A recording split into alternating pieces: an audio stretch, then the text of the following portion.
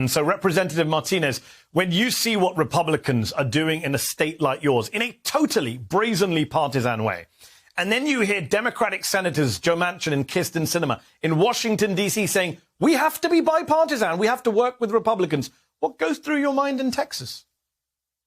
It is unconscionable to hear what is going on in Texas and what Republicans are doing, not only in Texas, but across the nation. I can tell you that this session, there's not anything special about it. The suppression session is exactly what it's called. You know, our governor has not done anything to address the fundamental needs of Texas. He has gone after a political ploy. He has gone after a political platform. And you know that this is exactly what Republicans are doing across this nation. And he has placed politics in front of people. He is going to restrict the vote in order to make sure that Republicans get what they want, and he has placed a political agenda in front of what's important, and that is the people of Texas. So it is just unconscionable, it's reckless, and it's juvenile what Republicans are doing. And Judge Hidalgo, it's not just a political agenda, as Representative Martinez points out.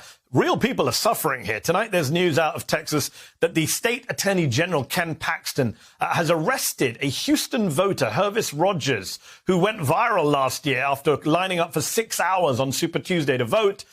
He's accused of illegal voting because he was on parole. His parole wasn't done till June. He says he didn't know. He was registered to vote. He's in prison. He's in jail, and his bail has been set for $100,000. What is your reaction to that case from your county? You voted in Harris County.